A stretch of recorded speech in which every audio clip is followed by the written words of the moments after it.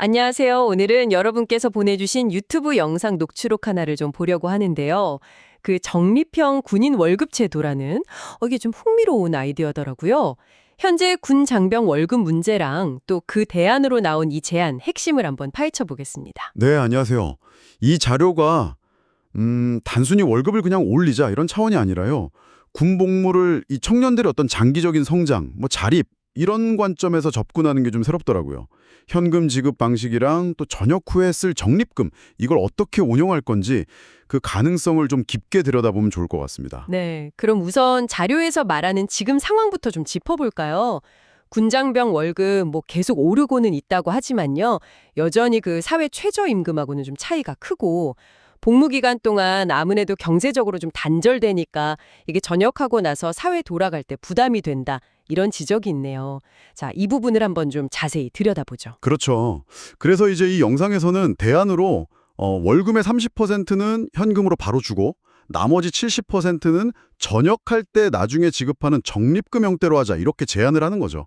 근데 여기서 진짜 흥미로운 지점은 왜 그냥 다 주지 않고 70%나 적립을 하냐 그 이유를 되게 구체적으로 들어요. 아, 맞아요. 저도 그 부분이 되게 인상 깊었어요. 왜 70%를 모아두냐 이 이유가 재밌는데 젊은 친구들이 갑자기 좀 큰 돈을 딱 주게 되면 주변에서 영상에서는 구체적으로 삼촌 이런 예를 들던데 그런 가까운 사람들이 좀 달라고 하거나 아니면 다른 유혹 때문에 정작 자기를 위해서는 못 쓸 수도 있다. 그걸 막으려는 목적이 있다는 설명이잖아요. 네, 맞습니다.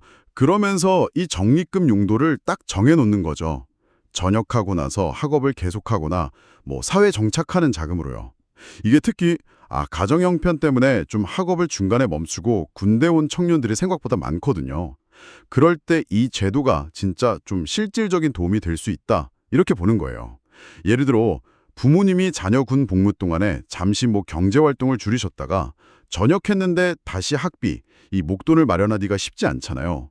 그런 현실적인 문제를 좀 해결하는데 이 제도가 기여할 수 있다. 이런 주장인 거죠. 아, 그러니까 단순히 그냥 월급 액수를 올리는 문제라기보다는 이 지급 방식 자체를 청년들이 미래에 자립하는 데 초점을 맞춰서 설계를 하자는 거네요. 당장 소비하고 싶은 그런 압력에선 좀 벗어나게 하고 장기적으로 자산을 만들도록 돕는다. 이런 점에서 기존 논의랑은 확실히 좀 다른 각도 같아요.